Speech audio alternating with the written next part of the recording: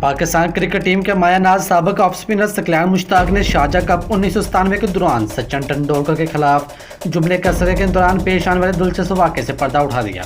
तफसीलात के मुताबिक सकलैन मुश्ताक ने बताया कि मैं इंटरनेशनल क्रिकेट में इस वक्त बिल्कुल नया था जब पहली मरतबा सचिन तेंदुलकर जुमले कसे। ये 1997 में खेले जाने वाला शारजा कप था, जहां मेरे जुमले कसने पर तेंदुलकर खामोशी से मेरे पास आए और कहा कि मैंने कभी तुम्हारे साथ बदतमीज़ी नहीं की, तो तुम मेरे साथ क्यों बदतमीज़ी कर रहे हो। मैं इस कदर शर्मिंदा हुआ, ये भी समझ नहीं पा रहा था कि इन्हें क्या जवाब दूँ। सकलैन मुश्ताक ने बताया कि सचिन तेंदुलकर ने मुझसे कहा कि मैं तुम्हें एक अच्छा खिलाड़ी और अच्छा इंसान समझता हूँ, जिस पर मैं इतना शर्मिंदा हुआ कि फिर कभी इन पर जुमला नहीं कसा। मैं ये तो बता नहीं सकता कि मैंने तेंदुलकर से क्या कहा, लेकिन वो मैच ख़त्म होने के बाद मैंने इनसे माफ़ी मांगी थी।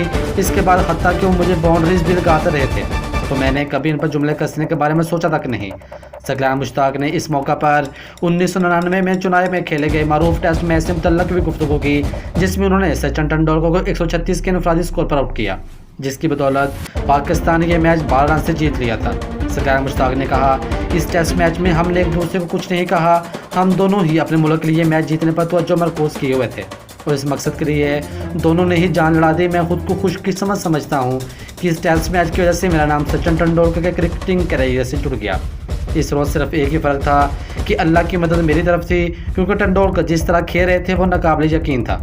गेंद रिवर्स स्विंग हो रहा था, लेकिन इसके बावजूद उन्होंने वसीम अकरम को बहुत ही इत्मीनान के साथ खेला। मज़ीद खबरों और तफसीलात के लिए देखते रहिए पासबान लाइव न्यूज़ HD। आप हमें फेसबुक और यूट्यूब पर भी फॉलो कर सकते हैं।